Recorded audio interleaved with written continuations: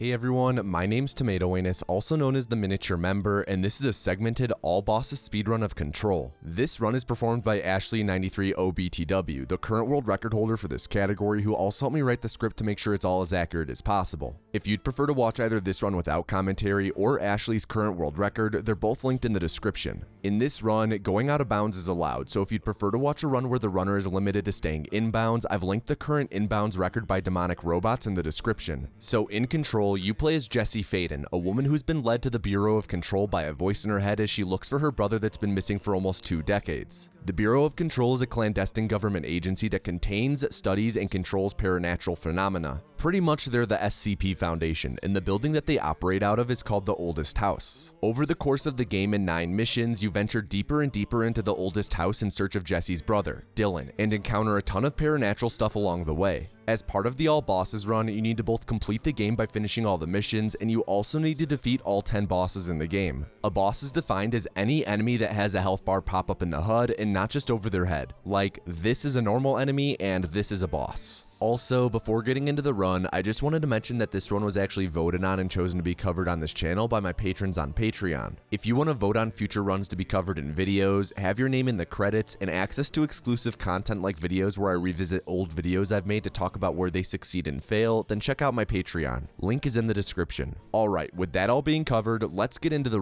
previously on tomatoanus. Oh hey Chicago guy, where's your time machine jacket? Oh, it's at the cleaners this week. Is this how people see me? Am I the bumbling roommate? I think I'm having an existential crisis. Hey Minnesota guy, time machine jacket's finally clean. Oh, you're still having the existential crisis, I can see. I'm sorry, I didn't mean to intrude or disrespect that, but I was thinking about it. What if there were...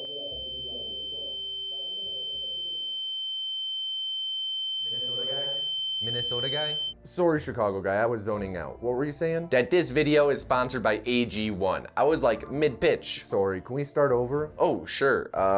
Hey Minnesota guy, the time machine jacket's finally clean. clean. Sorry, I meant start over at the pitch, don't you know? Oh, sure. That this video is sponsored by AG1, the all-in-one nutritional drink. Oh, that's the drink that supports gut health, energy, recovery, and more, right? Yep, that's the one. 1 scoop of AG1 is 9 health products in one, giving you the equivalent of multivitamins, minerals, probiotics, and more. I hear that it's also lifestyle friendly, whether you eat keto, paleo, vegan, dairy-free, or gluten-free. I've made AG1 a part of my morning routine, and it's definitely easier than taking my typical array of 24 daily vitamin pills. Chicago guy, that seems like an unhealthy amount of pills you were taking before. I personally think AG1 tastes kind of like sweet matcha. You stopped listening to me like 4 lines ago, didn't you? Go to athleticgreens.com/tomatoanus or click the link in the description and get a year's supply of vitamin D3, K2, and 5 travel packs with your first purchase. Again, that's athleticgreens.com/tomatoanus.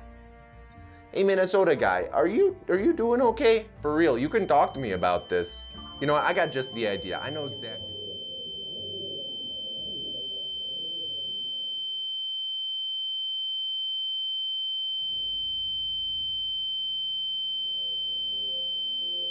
To start the run, Ash is going to do something called water cooler skip, which takes advantage of some funky wall climbing tech. In short, whenever Jessie is rotating while jumping, the game lets her climb up on things that are a little higher than you could normally climb on. This is often done by turning the camera in a certain way, but you can also do it by switching your movement keys, like going from just holding W to holding both W and D. After corkscrewing his way to the 2nd floor, Ash is going to start running down these halls where he'll run into Ati the janitor and initiate a little cutscene. This game has a lot of dialogue cutscenes, but you can skip lines by pressing space, so speedrunners bind scroll wheel to the space bar so they can skip through the dialogue faster. Anyway, you can interact with things based on where your camera is, meaning you can turn your camera to certain angles and use things through walls like what Ash did to activate the elevator. Our first stop in the search for our brother is the office of the Bureau's director, Zachariah Trench, which is at the end of the hallway after the elevator ride. When we approach the director's office, we'll hear a gunshot and open the door to find the now former Bureau Director Trench dead on the floor with a spooky gun next to him. We'll also get to hear Jessie mention how many times she's gone to the bathroom today.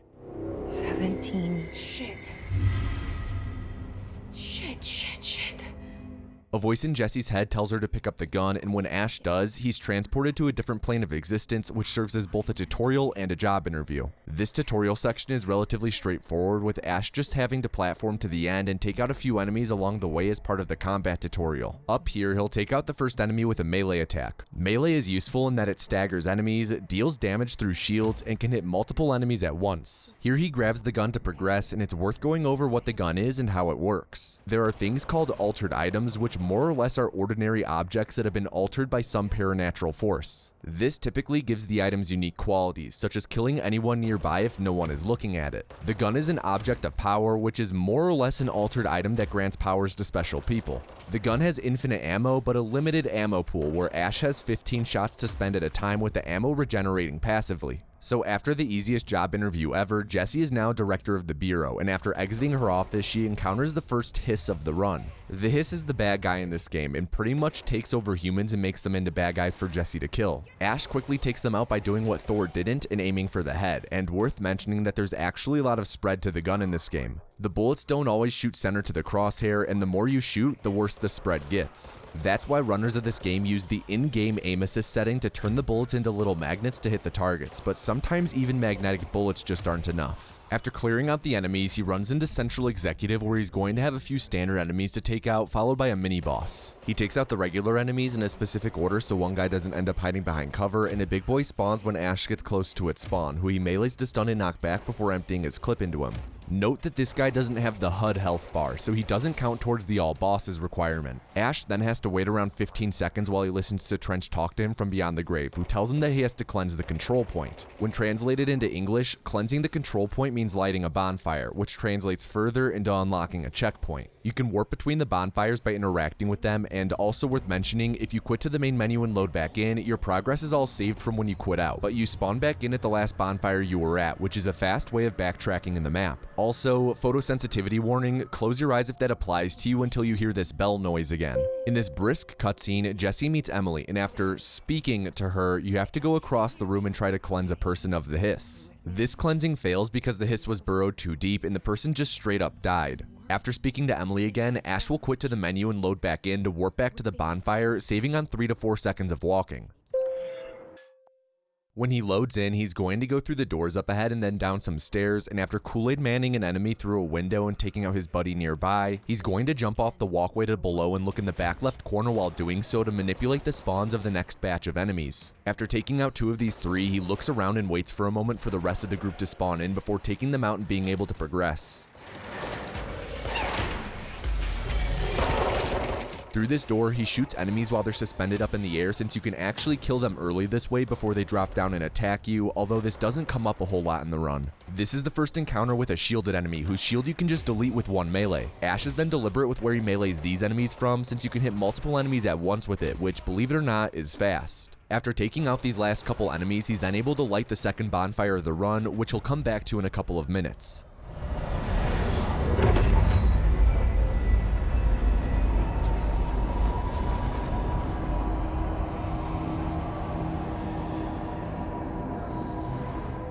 In the communications department, Ash begins making his way to an object of power, which will give him his first ability of the run, and we get to see the ability demoed on Marv Merchants here.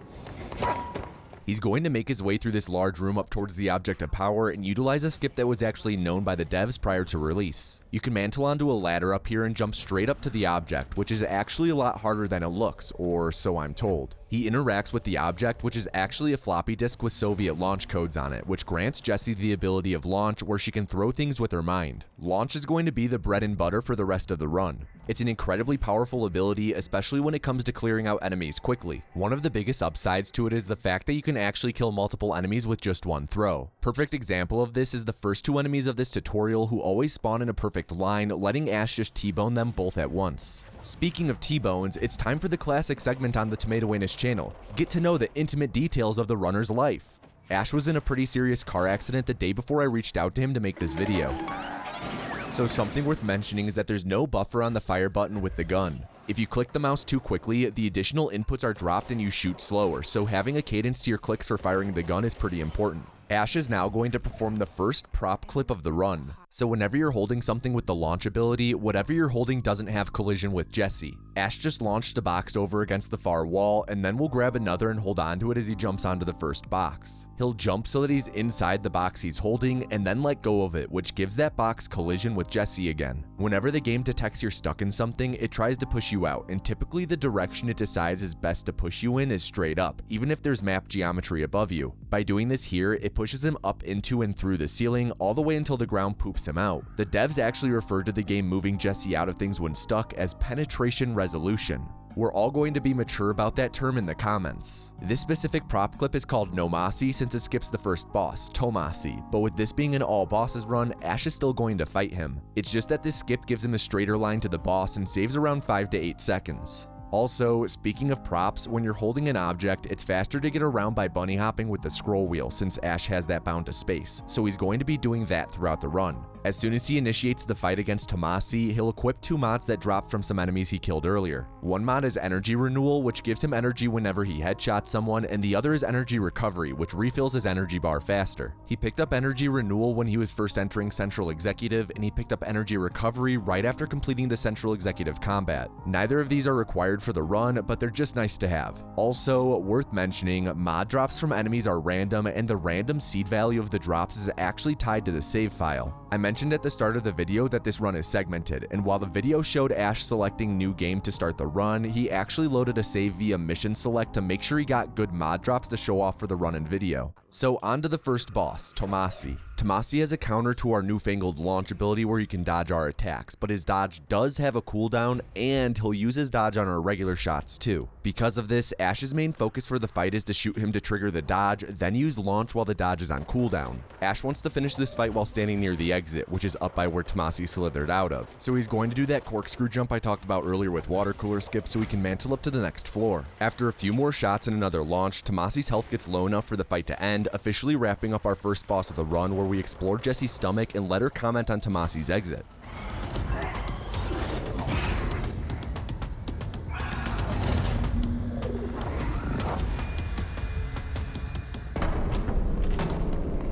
I have a feeling he'll be the hotline camp. Ash is now going to run to the hotline chamber where he'll use the third object of power in the run, the hotline, which lets us talk to the board. The board is a group of paranatural entities that exist within the astral plane and is sort of connected to the oldest house and leeches off of it. To get to the hotline, Jessie has to pull a lamp cord 3 times, which transports her to the Ocean View Motel, which is a place that seemingly operates on dream logic and partly serves as a security measure to prevent unintended people from reaching the hotline. Pretty much it serves as a puzzle that Ash has to solve to be able to progress, but he's only done this a couple thousand times, so it's not too difficult to solve. Once he's through the motel and at the hotline, he'll interact with it, which will warp him to the astral plane for a little sequence where there are enemies called astral spikes that are kind of like little Tasmanian devils. With the second one he passes, Ash is going to do a coyote jump where he'll run off a ledge and be able to jump about a quarter second after running off the ledge, giving him a bit more distance than normal to be able to hop off the Taz's head. Coyote jumping is a commonplace thing in this run, you'll see it a lot, and it's pretty common across gaming with many communities having different names for it, so you may have seen or heard it before going by a different name, like maybe in a video explaining a speedrun of Hollow Knight or something. So remember 6 minutes and 28 seconds ago when I said that if you quit to the main menu and load back in, your progress is all saved from when you quit out, but you spawn back in at the last bonfire you were at, which is a fast way of backtracking in the map? If you quit to the main menu and load back in, your progress is all saved from when you quit out, but you spawn back in at the last bonfire you were at, which is a fast way of backtracking in the map. Well, when Ash approaches and interacts with the hotline, a cutscene will play that he'll skip immediately, and he'll then quit to the menu and load back in, which will warp him back to the second bonfire he lit since that was the most recent one he interacted with, while all of his progress of interacting with the hotline is maintained. He'll then warp to Emily to talk to her about what he heard on the hotline, which, by the way, he spoke with the deceased director Trench on it. Also, real quick photosensitivity warning again, close your eyes until you hear this bell noise again. There's gonna be a good handful of these warnings throughout the video, so instead of saying it aloud every time, moving forward, I'll throw a note on screen and play the bell as a warning to close your eyes, then play the bell again to open them. After speaking with Emily, Ash quits out again to warp back to the nearby bonfire, and then just maxes out his graphics settings since he needs to lag his game for an upcoming glitch, Slidey McGunny. When he loads back in, he'll level up launch to level 2 for 50% extra damage and energy to level 1 for 10% more energy. He'll then run up to the elevator where he'll interact with the elevator menu, and at the same time that the interaction completes, he'll open his inventory to make the menus overlap. In the inventory/pause menu, he'll go over to the multimedia tab and play a video for a few seconds. He'll then press G to close the pause menu with the video, followed by pressing S and enter to select the maintenance sector in the elevator menu. This is the setup to Slidey McGunny. Right after the setup, he'll double tap interact with the elevator and press S and enter again to skip the fade out to save 3 to 4 seconds, which is something called fade out skip, which is something Ash himself found. When he loads back in after performing the setup, the player model will be unloaded, so Ash will be playing as just a gun, specifically the eponymous Slidey McGunny. The big benefit to this is that it disables his camera collision to an extent, so he can use this switch through the wall. After setting up Slidey, he'll also change his video settings back to normal so he doesn't have to play the rest of the game at 40 FPS. So Slidey McGunny is a really finicky trick to get. It's so finicky that it's typically not done in runs, coupled with the fact that it's actually slightly slower to do this stuff as Slidey here. We just couldn't pass up the opportunity to show it off in this video though. When doing Slidey, runners will typically scroll their mouse wheel a bit as they load in after the elevator setup. If the setup for Slidey McGunny didn't work and they're still playing as Jesse, you'll hear Jesse grunt from jumping when you scroll. So it's a quick way to tell whether or not the glitch worked without having to wait for the screen to fully fade in. So again, he levels up launch to level 2 and energy to level 1 and runs up to the elevator ahead where he'll interact with the elevator menu and pull up his pause menu at the same time as the first interaction completing to overlap the menus. He plays the video, then backs out, selects the floor to go to, and interacts with the elevator and selects the floor again to do the fade out skip. When he loads in, he changes his settings all back to normal and begins making his way across the level as Senor Slidey. After going down these stairs and jumping off some machinery in the middle of the room, he's going to use launch as a gun to rip a box off the wall so he can interact with the panel on the other side of the wall, which again is only possible thanks to how Slidey McGunny disables his camera collision to an extent. After getting a liminal feeling by walking by all these floating bodies facing him, he comes up to this combat area up here, which is actually for a bonfire. Running up to this point right away stops the next wave of enemies from spawning and leaves the bonfire non-interactable for 20 to 90 seconds, so he does what's called ventilation skip by doing a prop clip to get on top of the room. He drops and bounds in the next room over to keep progressing, and after causing this forklift up here to blow up, he grabs the chassis and will roadkill a guy with it. He then re-grabs the chassis and performs a prop clip with it to get out of bounds again. Here he does some mantling and parkour, keep in mind as a gun, to get on top here where he walks forward to trigger a merry chase, which is a side mission that gives him the dash ability. Usually Jesse would be talking here, but Slidey is a gun a few words. Watched too many Clint Eastwood movies growing up.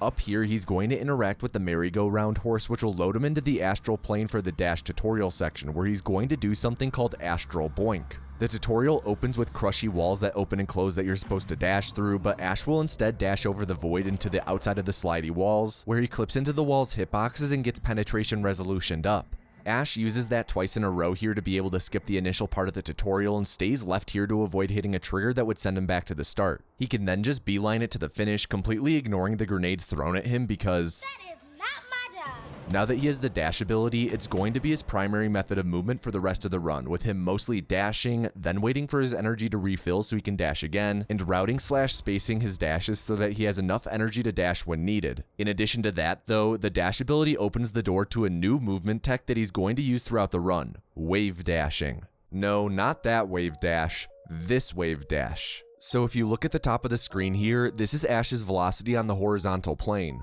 Normally you move around at 450 units, and when you sprint, you move at around 700 units. You can also bunny hop, which is jumping over and over as soon as you land, and that has you move at around 600 units. Wave dashing lets you get up to speeds of around 1200 units, which is like if you were able to walk and sprint at the same time, which, side note, I think is how jogging was invented. Wave dashing is performed by melee attacking, then canceling it with a dash and chaining that into bunny hopping. The key to it though is that you don't press any movement keys during it, which causes the speed to kind of just bleed off.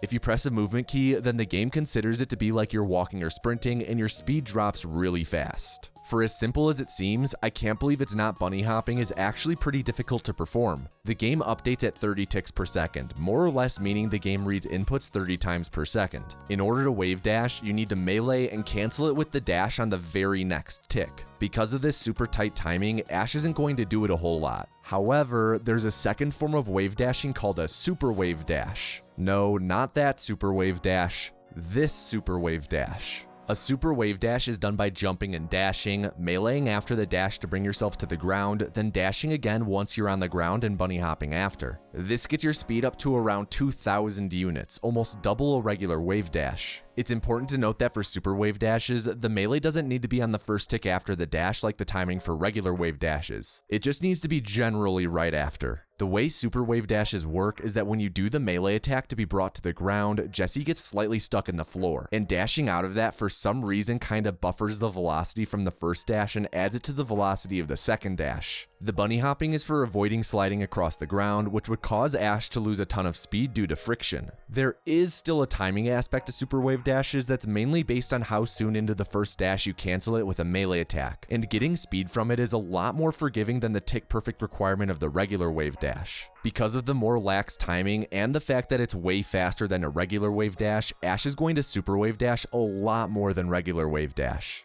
Also, fun fact, you've already seen some super wave dashes and you just didn't know it yet. He did one right after performing Astral Boink, one right after landing after that one, and one right when he returned from the astral plane, all while playing as Slidey. That's right, you can wave dash as a gun. I'll never get over that. Just like how I'll never get over that if you spin a gun in real life, it'll always point and end up leading you north. Don't believe me? Just Google gun leading. Anyway, somewhat related to wave dashing is a different form of bunny hop tech referred to as a non-combat area hop, or NCA hop for short. There are few areas in the game that are considered non-combat areas, where your gun is taken away when you enter them and you can't attack anything. An NCA hop is done by simply dashing into one of these areas, letting go of W, and bunny hopping. You go really far and peak at a speed of almost 2,200 units. This is obviously a lot more niche, but you'll still see it used later in this run. Also, I wanted to mention wave dashing is a relatively newer discovery and addition to the run. In fact, it was discovered just a few months ago while this video was being made.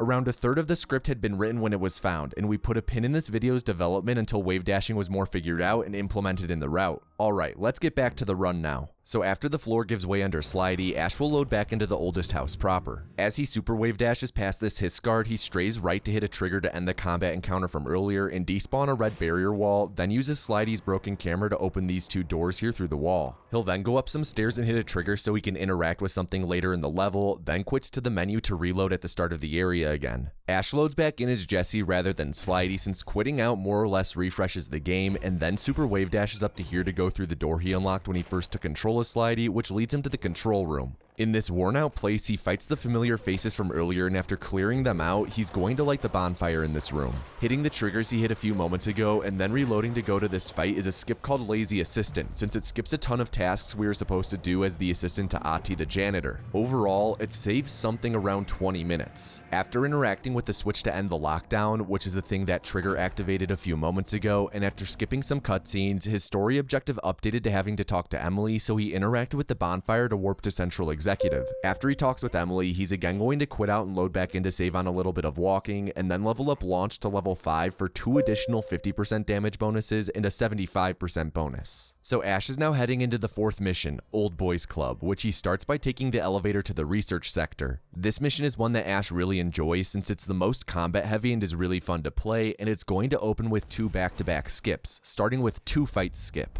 After going partly up these stairs, he's going to jump off them and dash over to the balcony of a chemistry lab across the room. There he's going to grab some lab equipment and use it to prop clip out of bounds in a corner. Once he's out of bounds, he jumps off the ledge he's on and dashes forward before dropping down briefly to hit the first of 2 triggers he has to hit for 2 fight skip, which skips the first fight. He's going to mantle up just ahead and run over the huge room before dropping down again to hit a second trigger. Hitting this trigger quickly is a lot harder than it looks since you can get stuck in the wall next to it. This trigger is for the second of the 2 skips, Screamy Skip, which skips a puzzle with a Tasmanian devil. Overall, 2 fight skip and Screamy Skip save somewhere in the ballpark of 40 seconds. Ash is now making his way across out of bounds to get back inbound, where he'll be able to tell if he successfully completed the skips by hearing the NPC Helen Marshall on the wall radio. This brings him to one of those fun combat sections I mentioned earlier, where he's going to take out this Hiss Cluster, which is the red orb thing and the enemy that Ash maxed out Launch for. As long as it's alive, it heals every enemy in the area, and they also zip away if you don't take them out quick enough, which are both the reasons why he maxed out Launch, so the cluster just gets deleted. So earlier I mentioned how weapon mod drops are tied to the seed and save file, and so are crafting materials that drop. Later in the run, Ash is going to craft a second weapon form, which will be Pierce, and that requires 8 astral blips, 12 intrusive patterns, and 24,000 source. Thanks to the save file, completing missions, and a pre-order bonus he's using that starts him out with 2 of each of the rarer crafting materials, he'll be able to get all the stuff he needs to craft Pierce, but the save file isn't perfect, so you might see him go out of his way to pick up materials from time to time. So after clearing out all these enemies, he lights the next bonfire, and right now Ash could actually go and fight one of the bosses, specifically a tutorial boss, Golden Copy, but doing that fight now is a lot slower than if you were to do it later. This is because he's going to use the Seize ability on other enemies that spawn in the fight to take control of them to help kill Golden Copy, but right now all those enemies would be a super low level, so they wouldn't do much damage and the fight would be pretty slow. After interacting with the elevator to progress the mission, more enemies spawn that he has to clear out, and while he does that, it's worth mentioning a bit of combat tech that is often referred to as one-shot protection. Pretty much if Ash's HP is over 30 and he takes enough damage in one hit that would lower his health to 0, he's instead lowered to having just 1 HP. It's when your HP goes below 30 that the screen becomes red and bloody and this protection stops, so if you ever see the screen all red and stuff, there's potential to die. So Ash now rides the elevator, which is actually Willy Wonka's elevator since you can see on the map that it's moving sideways. When his ride is over, he does a really clean super wave dash and lights another bonfire that you typically skip in any percent, but he'll be needing later in all bosses. He's then going to NCA hop into the next room where he'll speak to Marshall. Pretty much in the story right now, we're going to help out Marshall in reclaiming a part of the oldest house where a device called an HRA is made, which pretty much is a laser tag chest piece that protects the employees of the Bureau from being taken over by the Hiss. This leads Ash to the Ritual Division where a big fight takes place, and as Ash says, this fight usually goes to hell and is really hard to do well. The general strategy is to push through the room and keep everyone in front of him until the second wave of enemies spawn on the landing up ahead. There are friendly enemies that he wants to keep alive in this fight, and while they don't really save a lot of time, it's just nice to have them helping out. They aggro enemies off of you and tell you where the enemies are, and they also host game night every Wednesday, so we want to keep them alive. After clearing out the waves, Ash will go to light the next bonfire, but a mini boss is going to spawn, which is a moment where the energy renewal mod will really come into play. You'll be able to see the energy bar just continually refilling thanks to constant headshots, so keep an eye out for that. While the fight goes on, let's take a moment to talk about patch version. This run is done on patch 1.00, which is the game as it was when it was originally released, and a key difference is that this mini boss's shield goes down in just 1 hit on this patch. This also applies to all other enemies with the same type of kinetic shield. In addition to that, prop clips are easier and faster to do in earlier patches, and sliding McGunny technically might be possible on current patch, but the control speedrunning community doesn't know of a way to do it yet. There's several other things exclusive to this patch version as well, and I'll call those out as we encounter them.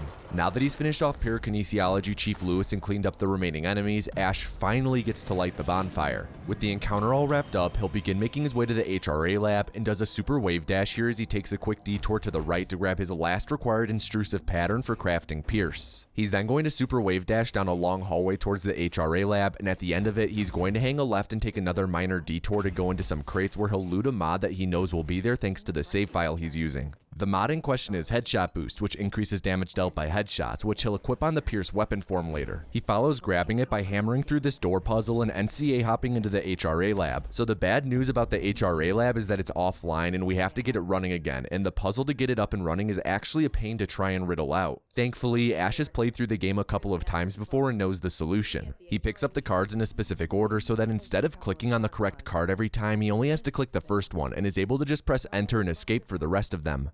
Randomness isn't in his nature. The punch cards, the symbols, the terminals. How do they connect? I'll see what I can do.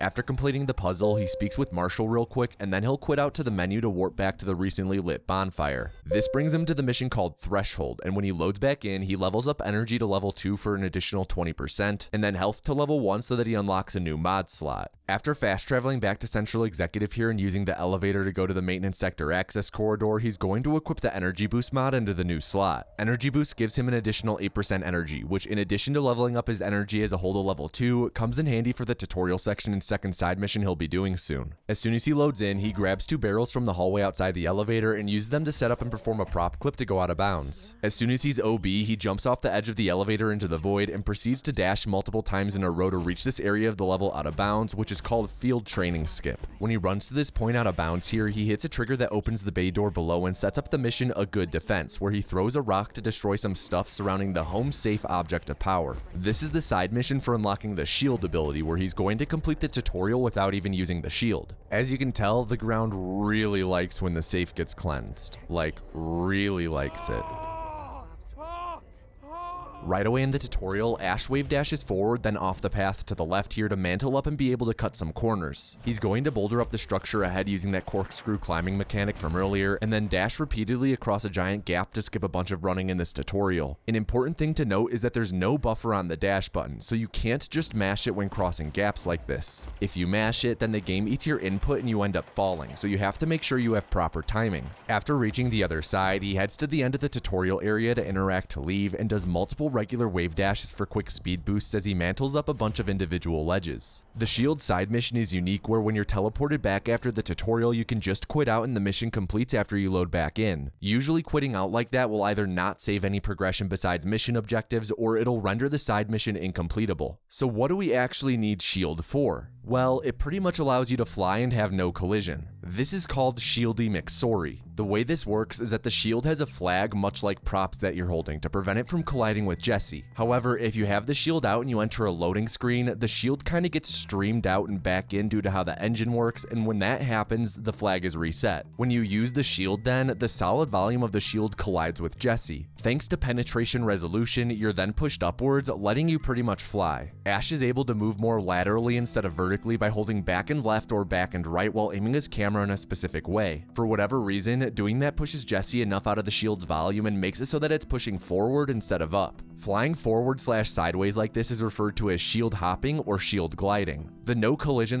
/ no clip aspect of Shieldy McSorry comes from the fact that penetration resolution is happening since we're constantly colliding with the shield. Shieldy's no clip doesn't work on every wall though, and the speedrunning community doesn't have a super solid understanding of why this is, so there will be some points where he'll have to glide through the intended route of levels and not just fly straight through everything. Also, worth noting, gliding early on in the game like right now is a lot more difficult than it is later in the run when you have the levitate ability. Levitate lets Jesse fly for a short amount of time and acts as a bit of a buffer when gliding so that you don't fall, but without levitate, she has a tendency to drop out of the sky like a pea icicle. And speaking of levitate, shield hopping and shield gliding are actually two different things and are distinguishable. Shield hopping is what happens when you do this without levitate, and shield gliding is doing it with levitate. This is something that runners are aware of, but I understand that it's mostly indistinguishable to a newer viewer. Now that you have an understanding of what Shieldy is, I want to backtrack a little bit to setting it up. I originally said that Shieldy is set up by having your shield out and causing the game to enter a loading screen, which is technically true, although there's a bit more nuance to this that I think I should expound. So the way that Ash typically gets the game to enter a loading screen when setting up Shieldy is by fast traveling to a different bonfire. He can't just start the setup at any bonfire and travel to any other bonfire though. He needs to fast travel to a bonfire that the game doesn't have loaded in at that moment. If he fast travels to a bonfire that's close by, the game will already have that bonfire loaded in, and he won't get a loading screen for the Shieldy setup. Additionally, the bonfire that he's traveling to has to be in the same map / sector as the one he's traveling from. There are 4 main areas / sectors in Control: Executive, Research, Maintenance, and Containment. Whenever you fast travel from a bonfire in one sector to a bonfire in a different sector, the game resets some things internally and Shieldy setups don't work. Because of this, you have to travel from one bonfire to another in the same sector, with the second bonfire not being loaded in when you travel so that you get a loading screen. So gotta be in the same sector, but to a bonfire that isn't loaded in. The maintenance sector specifically is a bit special though. That sector has 2 elevators in it, and they're far enough away that when you're at one, the other isn't loaded in. This means that you can set up Shieldy at one elevator in maintenance while traveling to the other. You can't set up Shieldy with any other elevators though, because that would inherently cause you to be changing sectors, which stops the Shieldy setup from doing anything, because again, when you change sectors, the game resets some things internally and Shieldy setups don't work. I hope that all makes sense. So at the end of this first shield hop that Ash is going to do here, he's going to be entering the Ocean View Motel. Normally the Ocean View Motel is a non-combat area, so you can't use abilities or anything like that. However, when Ash is flying to the pull cord to the motel, he passes through a room with enemies in it. 9 times out of 10, the enemies don't care when you're flying and no clipping through the room, but for whatever reason with how he moved through the room in this run, the enemies aggroed onto him. Whenever they're aggroed, some kind of timer starts that ticks down where he's considered to be in combat no matter what, and that timer keeps ticking when he enters the motel. This means that he's considered to be in combat briefly when he's in the motel, letting him get a few dashes off that save a small bit of time. This is a super small optimization that doesn't really save a lot of time, but still worth pointing out. Alright, let's see this first shieldy in full speed now.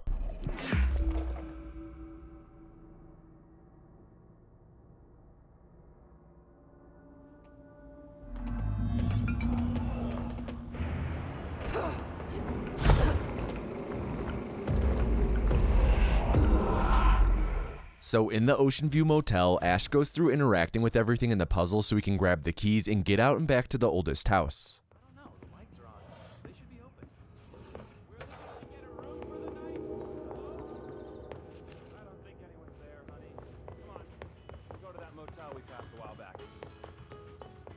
As soon as he exits and loads in, he's going to quit out to the main menu and load back in to be warped back to the elevator. There he's going to set up Shieldy by using Shield and then interacting with the elevator and taking it to the maintenance sector, which again is in the same map as the maintenance sector access corridor, which is where he's located now. Because the elevators are so far apart, you get a loading zone when traveling between them, and a reminder that entering a loading zone is required to set up Shieldy, and so is traveling to somewhere in the same sector, which these two elevators are. He shield hops up to here where he'll stop using the shield to stop flying to drop all the way down to the entrance of the Black Rock Quarry. This is the very last section you're supposed to go to in the Threshold mission, and he's going to take out the enemies here with launch so that he's able to light the bonfire. Now that he's in this area, he's no longer hitting triggers for Threshold in order, and he has to go back through the map to manually hit some triggers he needs so that the mission will complete. This bonfire's location here is super convenient since he can now set up Shieldy here. As he finishes lighting the bonfire, he levels up to Energy 3 to get an additional 20% of energy, then sets up Shieldy while fast traveling to the control room he lit the bonfire in a little bit ago when doing the lazy assistant skip. This Shieldy was the hardest glitch for Ash to get in the entire run, but it skips around 35 seconds of running and an encounter with a hiss distorted. He drops on top of this little room and leaps into the void, causing more of the map to load in, which he flies through by reactivating Shield. He's currently hitting triggers for Threshold, with the first one being around where he jumped off and started flying again, and the other one here where he gets a new multimedia. Ash quit out and loaded back to the control room where he recently fast traveled to, where he sets up Shieldy right away again and fast travels back down to the entrance of the quarry. From there, he's going to shield hop through a bunch of the level to the last remaining trigger he has to hit before progressing, which is at a door he's flying to that he needs to unlock from this side. In normal runs, you'd actually set up and do this shield hop from the control room, but Ash wanted to try and minimize loading screens for the video, and ended up finding that hopping route and really liked it, so he wanted to include it even if it loses around 10 seconds in game time. After dropping back down to the control room, he lets his energy regen before setting up Shieldy again as he fast travels back to the quarry entrance, because now that all the triggers have been hit, he can progress the mission. When he glides through the quarry to the area at the end of it, he's not able to necessarily go straight through every wall with penetration resolution, so he kinda has to follow an inbounds path. After landing back here, he begins the work of clearing out the couple enemies and launching some power cubes to the receptacles. This powers up some explosives that he's going to activate with a switch.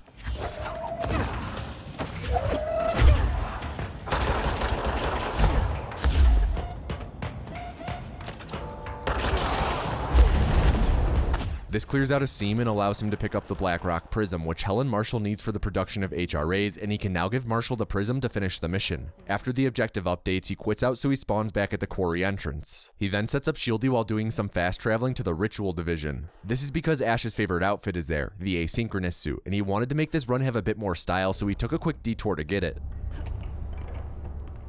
He then quits out to go back to the Ritual Division bonfire, where he sets up Shieldy as he fast travels to Parapsychology. Here he's going to shield hop to the next boss of the run, Golden Copy, which is part of a side mission where you get the Seize ability. Seize is considered by many to be the worst ability in the game, so you'd normally skip out on fighting Golden Copy, but because Golden Copy has a boss health bar, he's required for this category. Seize lets you take control, get it, of enemies when their health is low enough, and Golden Copy can only be damaged by enemies that you've seized, so for this fight, Ash takes control, I did it again, of whatever enemies that spawn and lets them take out the boss. He dashes far out to the left here in the boss arena to manipulate where the first regular enemy spawns, whom I'll refer to as Harold. After taking control, wow, I'm so good at this, of Harold, he then kinda just waits around for them to kill the boss. He was going to seize the second enemy that spawns as well, but ended up getting distracted by how fast Harold was killing the boss, since Harold kinda popped off here. Ash is then going to switch focus back to progressing through the main story by quitting out and fast traveling back to Central Executive to speak with Helen Marshall and equipping the new outfit in the process. Marshall reveals that Dylan, Jesse's brother, was being groomed to be the next director after Trench due to his immense supernatural abilities. However, Dylan killed several Bureau agents and was locked away in the containment sector in the Panopticon. So Ash is now making his way down to the containment sector, where when he loads in, he's going to perform a couple super wave dashes in a row. Some of you may be asking why he can't just use Shieldy McSorry, and that's because he's traveling to a different sector. And like I talked about earlier, you can't set up Shieldy when traveling between sectors. Around a corner and through a door just ahead, he arrives at a fight for a bonfire where after killing 2 of the first 3 enemies, a timer starts for when the second wave spawns.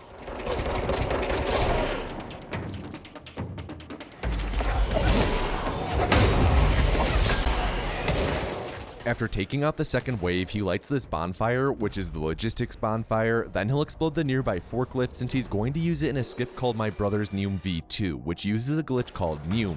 A Neum is when you mantle on some weird geometry out of bounds, the game doesn't know where to put you and tries to move you to the 000 coordinate on the map. However, this movement is stopped by any solid objects along the way. Fallout 4 cover sliding. This will happen up here for a crazy warp forward for a distance of like 30 feet. He then goes under the stairs here and hits a trigger that activates the pull cord in the last room of the Ocean View Motel, which he just dropped into. Interacting with the pull cord brings him to the entrance of the Panopticon. He turns around right away to open a door which has a progression trigger tied to it that he needs to hit, and then after super wave dashing across the fire break, he'll be at the Panopticon where he'll meet Langston, my second favorite NPC. I've wondered about him. What kind of man he'd grow up to be. Were things as hard for him as they were for me? Maybe in here. In the Panopticon proper, he waits for Jessie to finish her lines here so he can light this bonfire, where he's going to then fast travel back to the logistics bonfire he just lit before performing My Brother's Neum. There he'll set up Shieldy and fast travel back to the Panopticon, where he'll use it to shield hop up several floors to light a different bonfire in the Panopticon. This skips a long elevator ride and overall saves something in the ballpark of 40 seconds. After flying up to the floor and hitting a trigger along the way, he'll then light the upper Panopticon bonfire. We get to hear an NPC named Philip Filson here, who's stuck staring at a refrigerator that's an object of power. The fridge is one of those classic, someone's gotta be looking at it at all times or it wreaks mayhem objects, and Philip is stuck on the duty, and has been for some time since no one has come to replace him due to the hiss outbreak. Philip can wait just a little longer though, because Ash just set up another Shieldy and returns to the upper Panopticon bonfire, where he'll fly across the Panopticon to a Benikoff TV object of power, which he needs to cleanse to progress this story and to also get the levitate ability I mentioned earlier. He NCA hops up to the TV and quits out as soon as he enters the cutscene trigger, which unfortunately skips one of the coolest cutscenes in the game, but it makes it so that he can now go and fight the next boss, Salvador. Salvador is the boss that's tied to the TV, and skipping the cutscene like this breaks Salvador's AI. When he loaded back in, he set up Shieldy and traveled to logistics, where he flies straight up since the Salvador fight is directly above this bonfire. Because Salvador is broken, this fight is much more about killing the other enemies in the encounter, since the enemies in this mission are the first that Ash has run into that don't die in one launch hit since he's a bit underleveled right now. This fight is mostly focused on trying to make sure your energy is balanced, with Ash launching objects at enemies when he can and dumping bullets into Salvador's head to refill his energy faster. Once he's cleared out all the floating enemies though, he's able to just focus on using launch to defeat Salvador, and after he does that, he'll be able to interact with the TV to enter the tutorial area for the levitate ability. For the tutorial, Ash is going to pretty much just use levitate and dashes to fly to the finish and skip most of the platforming. Also worth mentioning real quick is that levitate makes it harder to do bunny hop related tech, since scrolling too early to bunny hop activates levitate, which slows you down. Because of this, you won't see wave dashing used as frequently in the late game of the run. So while he does all this, real quick, I'd just like to say that I hope you're all doing well. If not, then as always, I'd like to remind you that no feeling is final. No matter what you're feeling, be it overwhelming moments of hopelessness, dread, despair, those feelings cannot take away from you the fact that there is a tomorrow. These feelings do not define you, and one day they'll be a memory of where you were rather than who you were. And remember to give yourself credit for your mental health wins. The media you consume isn't putting in the work and pulling you out of dark places. It's you who's doing that. Getting back to the run, Ash just set up Shieldy as he fast travels to the upper Panopticon bonfire. The current objective of the mission is to go to Dylan's cell, which is where Ash is going to shield glide to now, and he'll fly into the control room there to hit the story trigger. This normally starts a cutscene, but he quits to the main menu, which skips the cutscene and causes the mission to end. Dylan isn't in his cell. He escaped and has gone to the executive sector and surrendered to the Bureau, so now we need to go speak with Emily again. First though, Ash is going to try and help out Philip Filson, Fridge Watcher, by initiating the mission here. At the bonfire, he crafts the Pierce weapon form, which shoots charged shots that penetrate armor and enemies, then leveled up Launch so he can launch explosives back at enemies, then Levitate so he can perform ground pounds. He then talks to Langston real quick so that he can progress the Fridge arc and fight the boss involved with that. He then quit out to save walking time back to the bonfire, and then will fast travel to the upper Panopticon bonfire. There he'll destroy a forklift and use it to prop clip up and out of bounds, where he'll drop into the fridge room where Philip is, which actually saves Philip from dying since normally the fridge kills him as soon as you enter the room and there's just a puddle of blood on the ground, but this clip skips that trigger.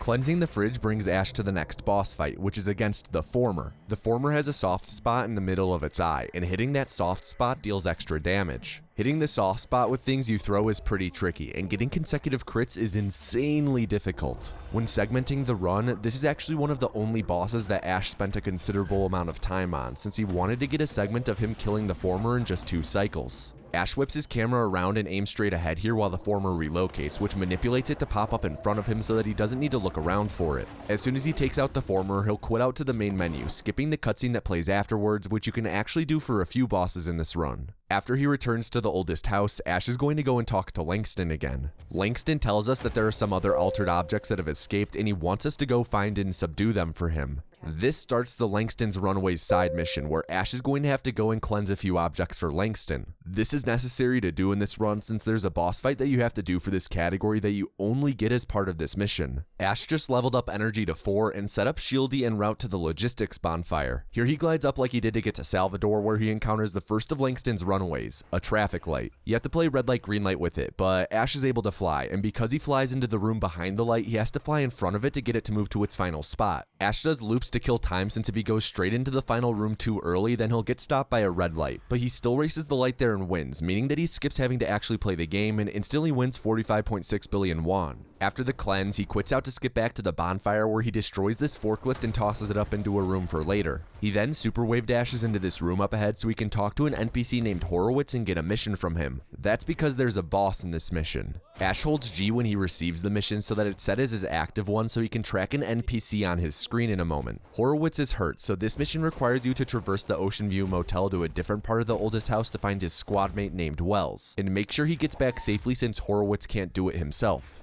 Ash just prop clipped out with the forklift he threw earlier, beginning a skip called No Vacancy. He tracks his position on the map as he flies to a specific spot out of bounds so he can drop into the pull cord room at the end of the motel to skip straight to the sealed threshold corridor, which is where Wells is located. This saves over 3 minutes and skips a puzzle with random elements in it. Tungsten, iridium. Sorry, thought I'd throw some random elements at uranium. Ash is going to take out the enemies in this area with a bunch of launches and some Pierce shots, and he's then going to walk up to Wells before going and lighting the nearby bonfire. This is because when you approach Wells, he goes into a dialogue and animation. Ash takes advantage of the time Wells spends in this animation to go and light the bonfire before then going back to talk to Wells to begin escorting him through the map to Horowitz.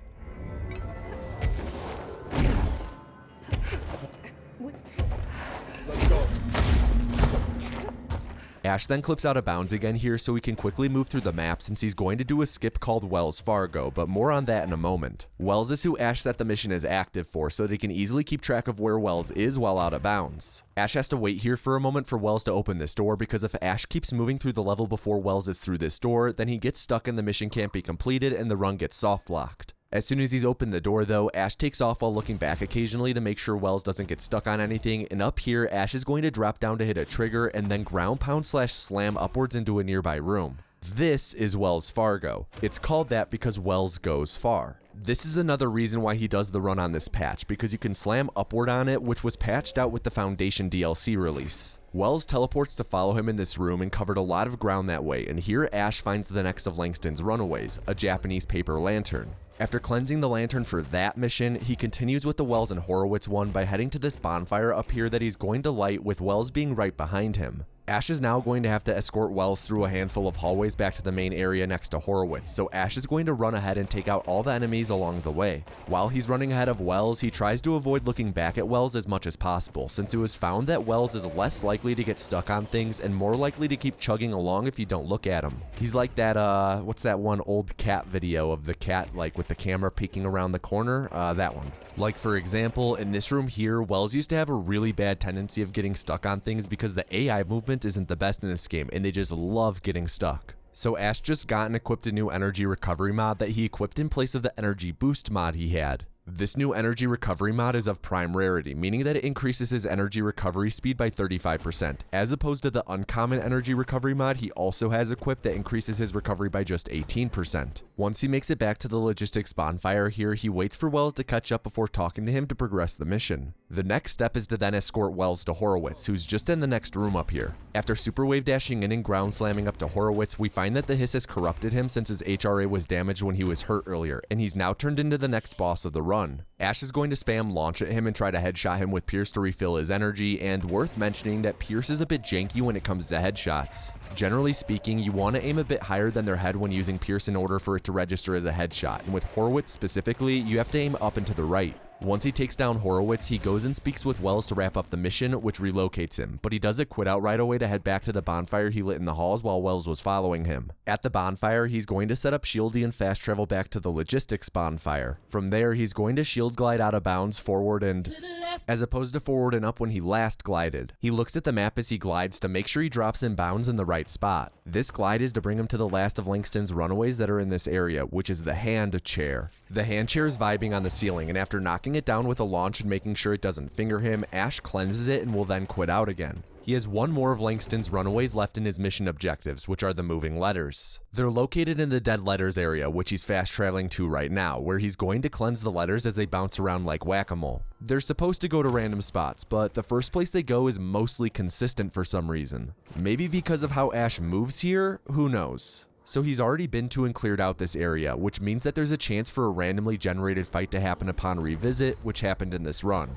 This is good news, because right after he cleanses all 3 letters, Ash is going to fast travel to Central Executive to progress the story, and Central Executive is a non-combat area that you normally can't dash in. Because of this random encounter though, when he goes to fast travel to Central Executive, the game will still consider him to be in combat for a few seconds after loading in, so he'll be able to dash a couple times. So like I mentioned a moment ago, the letters are the last of Langston's current runaways. All Ash needs to do now is speak with Langston to set up that boss fight that's part of the mission I mentioned earlier, but since he's already in this area, may as well progress the main story a bit. So after dashing out of Central Executive here, Ash leaps down these stairs and grabs an object to prop clip with just outside of this door here. He'll then slam upwards into the room where Dylan is located, which is a skip called Face of the Emily. So even though the mission in the top left says that we need to speak with Emily, going and speaking with Dylan bypasses Emily and updates the mission. This is the first time Jesse's seen Dylan in almost 2 decades, but that doesn't change the fact that he's still a little brother and does what little brothers do by being on his shit again and spewing random nonsense. Trust me, I'd know since I am one. From this conversation, we learn that he's embraced the hiss and that the hiss entered the oldest house through a slide projector object of power that Jesse and Dylan found in their hometown.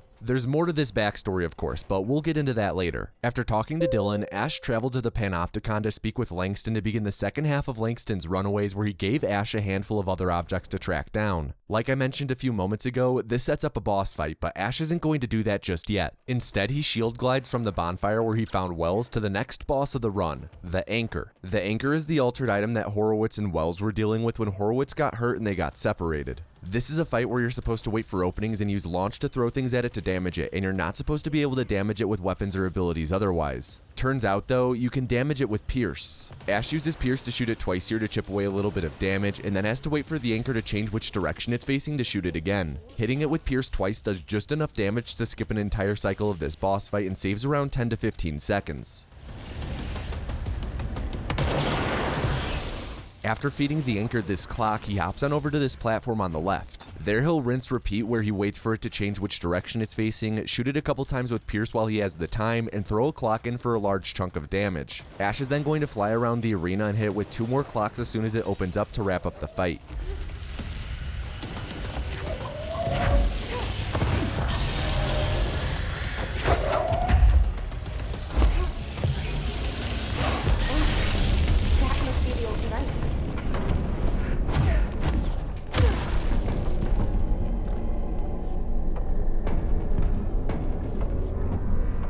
After cleansing Mr. Krabs' house, he's going to wait for a moment for the mission to update before he quits out to relocate back to a bonfire. Ash holds backwards as he loads in since the flamingo altered item is nearby and in that direction. The flamingo is part of the second half of Langston's Runaways and is tied to the boss that Ash has been doing the mission to get to. After following the neon glow here, Ash enters the flamingo's hallway and has to make it to the end while the flamingo makes some trip balls. This isn't terribly hard to do though, mostly just levitating and dashing, followed by slamming to quickly reach the end of the hallway. When he goes to cleanse the flamingo, he's then brought to the boss fight, which, surprise, is a second fight against the former. This is basically the same as the first fight, except the arena is a different size. Ash is again going to throw objects at it to deal large chunks of damage and try to hit it in the center of its eye to deal extra damage while his energy is recovering. In the story, the former is an entity in the astral plane that's implied to be a former member of the Board, which again is a group of paranatural entities that exist within the astral plane and is sort of connected to the oldest house and leeches off of it. The former possesses the power to control the nature of altered items and is able to grant paranatural abilities similar to those given by binding an object of power. I promise this makes sense. Ash quits out as soon as he lands the killing blow, and he's now going to focus on main story missions for a little. Here he levels up energy to the 5th level for an additional 30%, which also unlocks the final mod slot, and sets up Shieldy to the logistics bonfire. From there, he's going to perform an absolutely enormous shield glide for Face of the Enemy skip, which is one of the oldest skips that's still used in the run.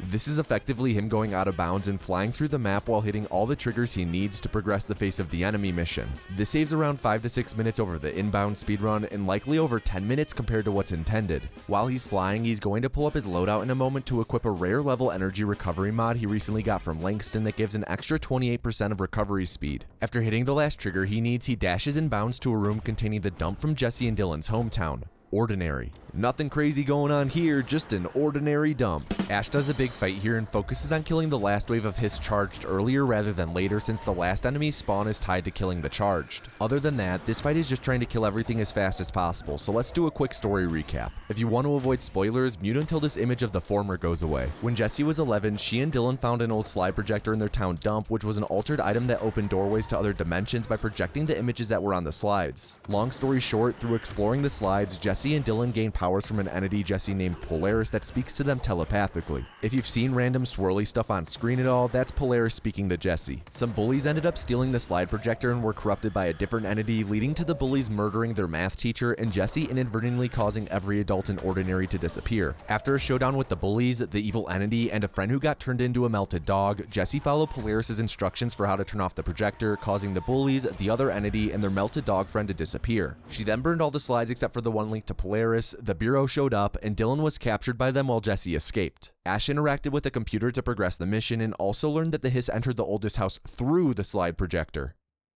After quitting out and loading back in, Ash fast traveled to Central Executive to speak with Emily to get the mission for one of the 3 remaining bosses. You can only get this boss's mission after you complete the Face of the Enemy mission. He quits out again as soon as he receives the mission, so he relocates to the nearby bonfire to save on walking, and when he loads in, he's going to fast travel to a different bonfire real quick. This is because he needs to set up Shieldy, but Central Executive is a non-combat area so he can't use the shield ability, but also because, like I talked about earlier, you need to travel within the same sector to set up Shieldy. Before doing the boss fight he just got the mission for, Ash is going to first complete another story mission, Finish Tango. There's an area in the game called the Ashtray Maze, which is an ever-shifting labyrinth of corridors that's seemingly impossible to navigate. Pretty much this game's version of the endless stairs in Super Mario 64. This is where Ash glided to here and waits a moment for the room to shift so the bonfire spawns in so we can unlock it before progressing Finish Tango. Finish Tango is a mission where you go and track down Ati, the janitor from earlier, and he gives you a cassette player to listen to that helps you traverse the maze in the next story mission. Ash again sets up Shieldy as he fast travels to a different location and he's going to glide to the far edge of the map.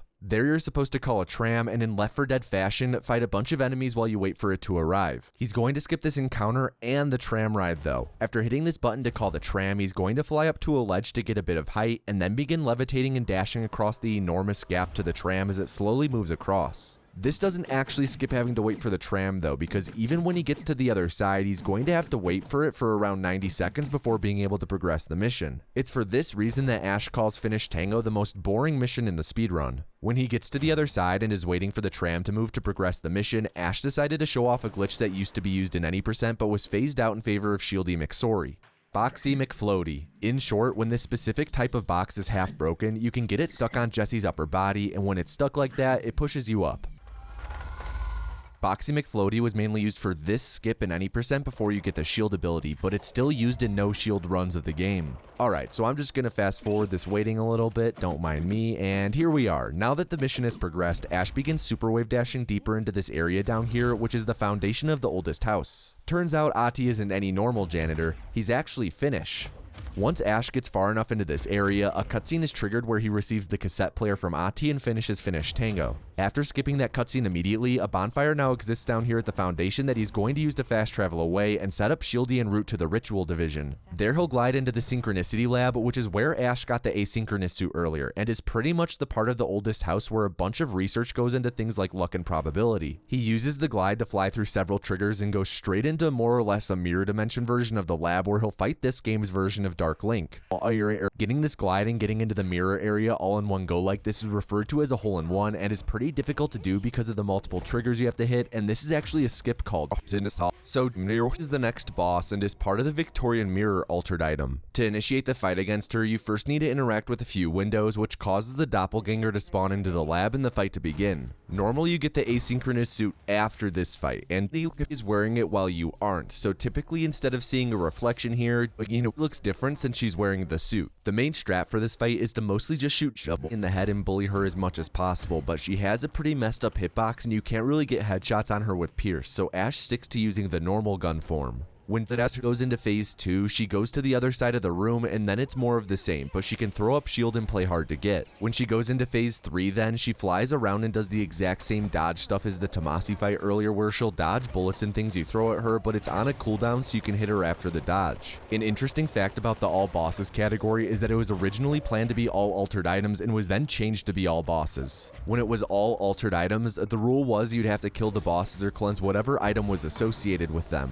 As a remnant of that, in the all bosses run, you still have to cleanse the related items to each boss. Fortunately, quitting out after killing each boss clears the objective and effectively cleanses the items for all the bosses except for Urim, which is why Ash has to manually cleanse the mirror and wait out the cutscene. When he goes to exit the fight by interacting with the mirror, you'll actually see that the reflection of Jessie is wearing her normal outfit since you're supposed to be wearing it at that point in the game. That better be all of them. That explains why they locked this number up. I wonder what the Bureau was doing with this thing.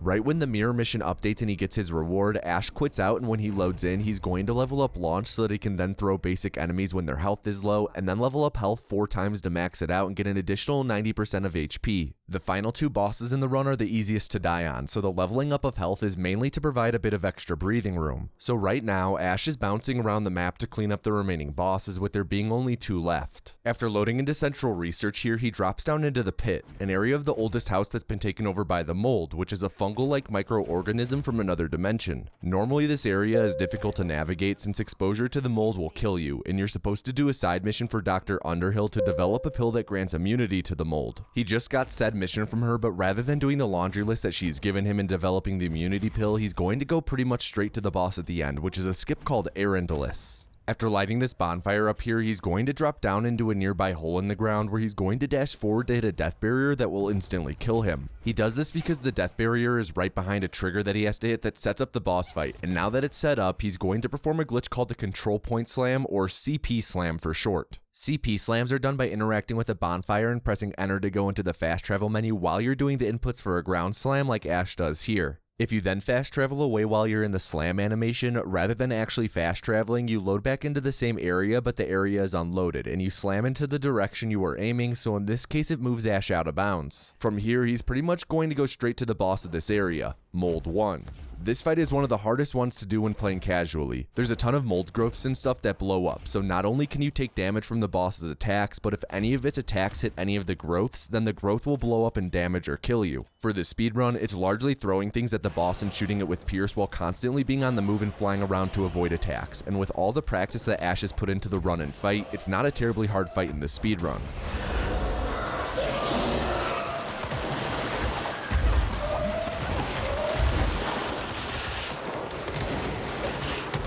When he wraps up this fight against Mold 1, he's only going to have one boss fight left in the game. The boss in the mission he got from Emily after Face of the Enemy, which is actually a rematch against Tomasi. To get to the rematch, Ash is going to do some fast traveling and set up Shieldy, then glide straight to the fight, which takes place in an area that he flew past when he did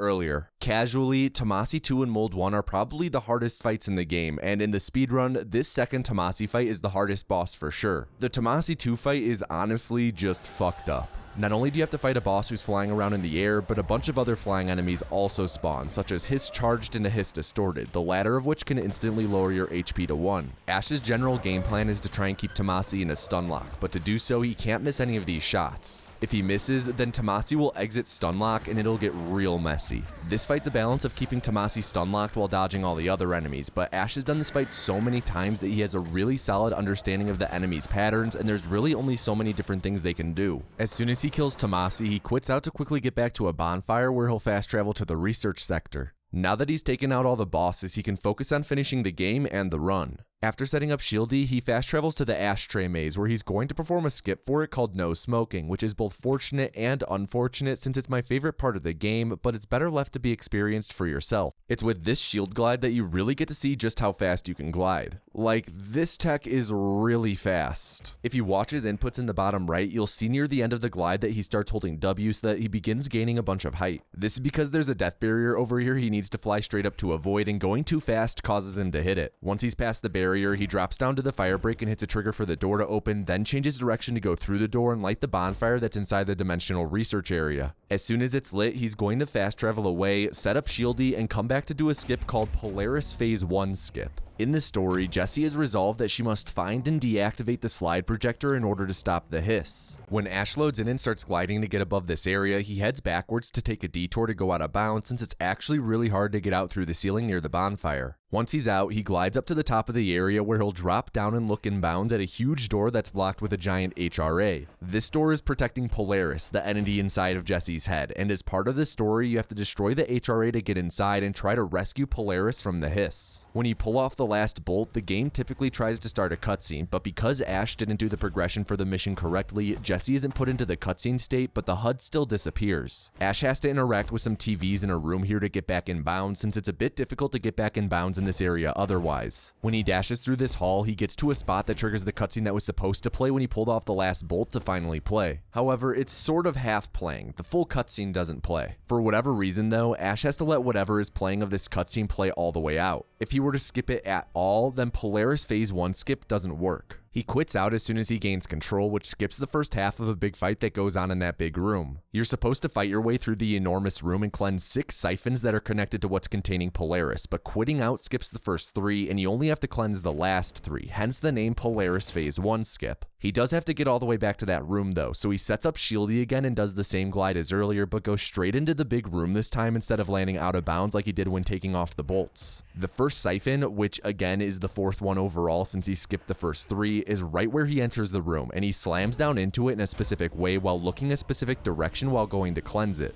This is because the AI's behavior and the decisions they make are entirely determined and based on your inputs and what you do, and the way that he does it in the run causes the enemies to just not attack him. He's going to be using the other 2 siphons in this same way, where the enemies won't attack him and he'll be able to use them all without having to kill anyone. The worst thing that can happen is you get knocked off a siphon and have to fight the enemies, which can easily kill you and is a pretty significant run killer for a lot of newer runners. The final siphon is actually the safest one in the whole thing because of how long it takes the enemies near it to do their attack. Story spoilers again, by the way. So in the story, Jessie is trying to rescue Polaris here, who's being contained in this Epcot ball by these siphons. Polaris was discovered by former director Trench and my favorite NPC, Casper Darling, in one of the slide projector slidescape dimensions, and they named it Hedron, which is the H in the HRAs that they make. Trench had kept a slide he found and kept it hidden, as it was one of the slides that Jessie and Dylan had burned, and he was eventually influenced by the hiss and used the burned slide to let the hiss into the oldest house. In spite of Jessie's attempt to rescue Hedron/Polaris here, the hiss arrived and destroyed it right after Jessie's attempt, leading to a cutscene where Jessie is taken over by the hiss and the credits begin to roll.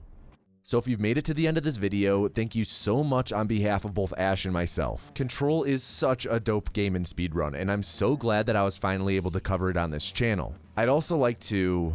Wait, what's going on? Oh right, this isn't the end of the game. There's actually one more mission, and this is just fake out credits. So Jesse's mind has been invaded by the hiss, and she's now living out the nightmare of being an unpaid intern, where you have a bunch of menial, repetitive tasks with zero direction. The game literally does not tell you what your main goal is, and you can easily just do tasks over and over forever. To progress, you have to do 3 loops of delivering mail to the director. On the first loop, you're able to get the mail after you do 2 tasks. Overall, the fastest task to do repeatedly like this is the scanner, because the second scanner is bugged and has no cooldown between interactions. After hammering the second scanner with the right cadence, he'll be able to grab the mail tube that drops down, which he'll run to Director Trench. For the second loop, you then have 1 round of tasks to do. Ash is just going to settle with cleaning up the coffee cups before running the mail to Trench again instead of doing the scanner, because the aforementioned second scanner being broken shenanigans make it slower when doing just the one. At the end of the second loop, he's also going to do something called a cutscene Noom, where he'll mantle up onto Trench's desk as the cutscene starts, which makes the game try to move Jesse back to where he was when the cutscene started. This happens to place him right next to the mail tube, which saves absolutely no time since he has to wait there on a timer anyway. It's on the third loop that you're able to deliver the mail right away, and it's then that Jesse realizes the hiss is burrowing into and taking over her mind.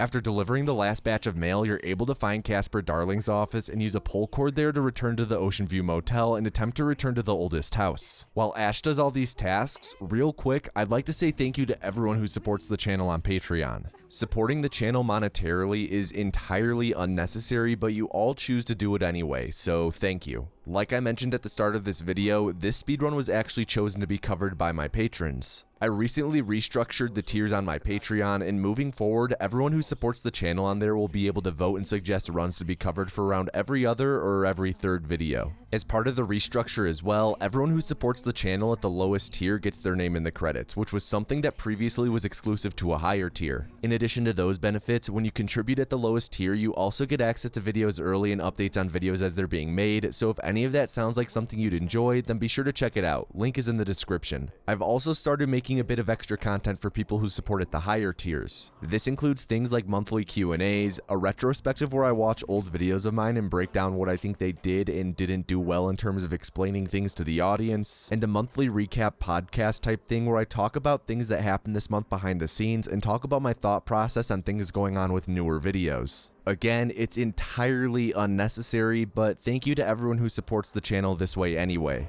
These videos would not be possible without your support.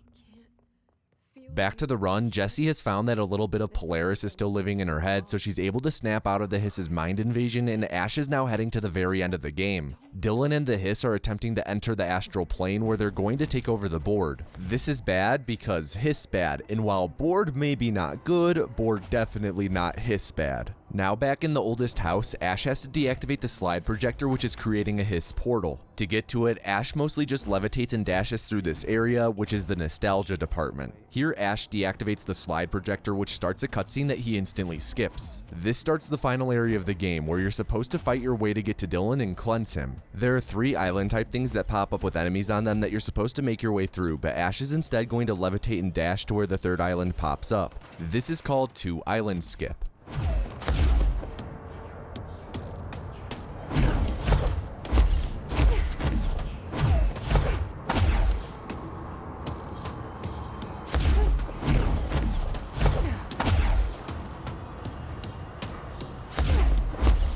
You're supposed to fight on this 3rd island before you can get to Dylan, but Ash is instead going to climb up here and dash straight through a hole in the collision on the structure in front of him. Ash can then just fly straight up to Dylan and cleanse the Hiss from him. This skip was patched out by adding a huge chunk to the wall, but it was actually just discovered you can skip to Dylan on current patch by dashing around or through a different hole. This and the deactivation of the projector cleanses the portal that was open to the astral plane and leaves Dylan in a coma, but the Hiss invasion is seemingly over, with the game and run ending upon cleansing him.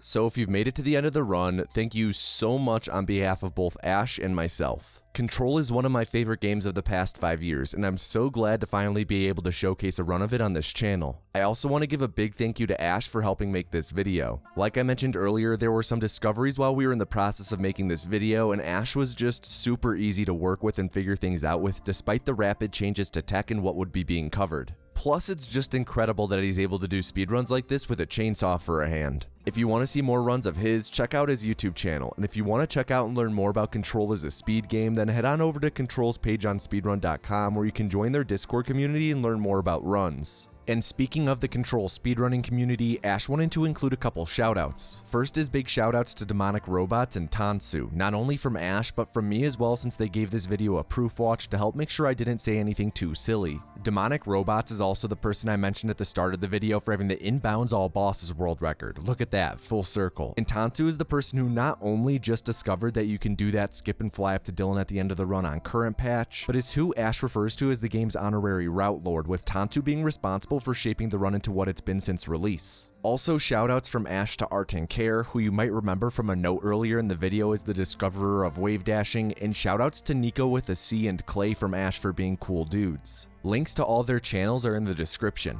And lastly, as always, be sure to check out the Anistopia Discord server. We have a super chill and inclusive community there, and despite it being a server for a speedrunning YouTube channel, everyone there just talks about whatever, and it's just a nice place to hang out. If that sounds like your cup of tea, then give us a visit. That's all for this video though. This was an all bosses speedrun of Control. I've been tomatoanus, and I hope you have an above average day. Shawshank Redemption. That's the name of the movie I was thinking of earlier.